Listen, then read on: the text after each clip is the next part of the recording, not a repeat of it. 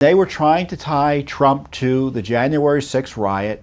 They were trying to pretend that it was an insurrection, and they still have nothing.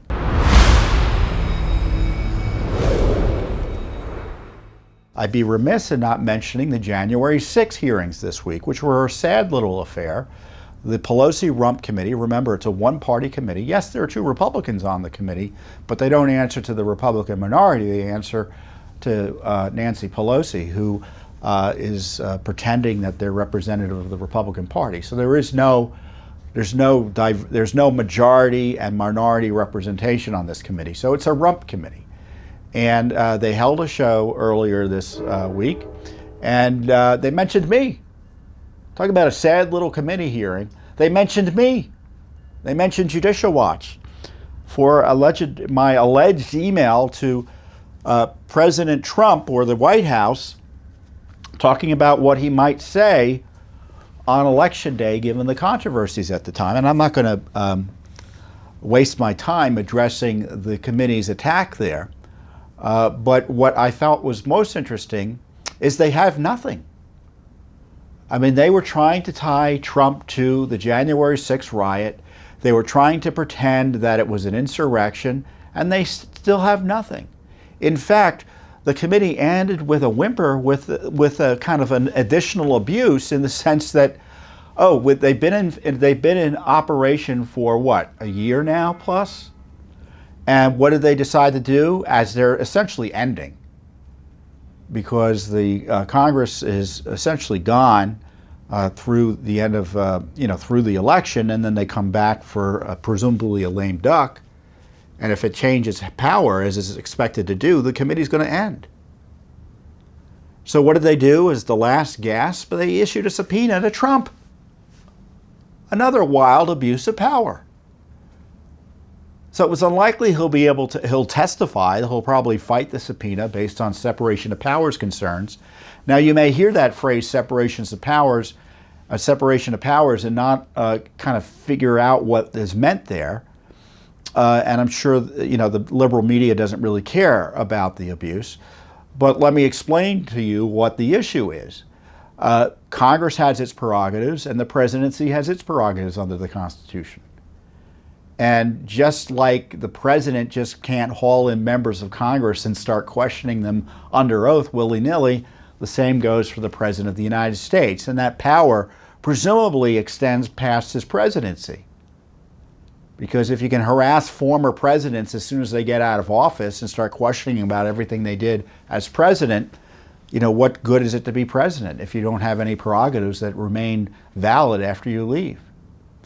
So that's going to be obviously a constitutional battle. But what I think is interesting is, because I don't know how it will turn out, because maybe he will be required to testify by the courts. The courts have been anti-Trump on virtually all these constitutional issues, I think wrongly so. So I don't know how it will turn out if push comes to shove in the courts. But if that's the new rule, I think it will be very interesting for Republicans, if they so choose, and I would so choose, to issue a subpoena to Barack Obama. And they can question him about his spying on Trump. They can question him about his IRS abuse. They can question him on his lies about Obamacare. They can question him on Benghazi. They can question him on Fast and Furious. Am I missing any scandals? I'm sure I am. Solyndra, other things like that. What has he been doing recently? All bets are off now. Maybe we can bring in Bill Clinton and question him on his corruption from his presidency. But, that's the abuse of power that is now. Is that the new rule? Is it new rules in the House? You just call in anyone you don't like? Evidently, that's true. And the question for Republicans, if they take over, are they going to punish those who abuse power, or are they just going to exercise the power that's been previously abused and say, well, this is the new rule? Now, the least I would do if I were the Speaker, I would deny the members on that committee any access to any committees in the next Congress. So Benny Thompson, Adam Schiff, Jamie Raskin, Zoe Lofgren, all of whom abused power to target the political enemies of not only the Democratic Party and liberalism generally, but President Biden. They can't be trusted with power again, and they should be denied committee slots. That's the least that can be done. And have ethics investigations in addition to their abuses here, where they were taking information from American citizens and leaking them. I mean, they leaked an email I sent to President Trump. They put it out there. They never asked me about it.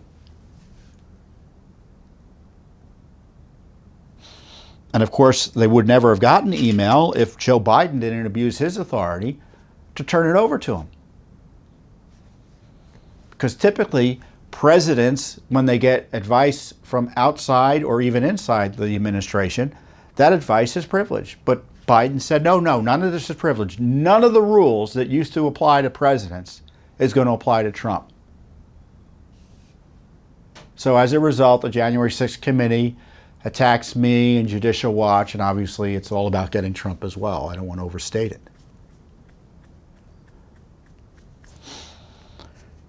So, you know, that's what's going on here. I mean, we've got abuse of power, targeting opponents of Biden, evidence in federal court showing Trump was victimized by these agencies that are now still being used to target Trump and supporters of Trump and people who are seen as by Biden's operation as needing to be suppressed. So our republic is under attack, that's for sure. And the rule of law is under attack. And Judicial Watch, per usual, we're not going to back down. You can mention my name all you want. You can mention Judicial Watch's name all you want in sham January 6th committee hearings. And we're not going to back down. I mean, you had, on top of it, you had this video of, for instance, that was released by CNN, coordinated obviously with the January 6th committee, a video created or a film created by Nancy Pelosi's daughter, who is an actual filmmaker, documentary, and she happened to be there on January 6th. And they think the video makes Nancy Pelosi look good when they have her. This is what is a edited video. Can you imagine what the real video looks like?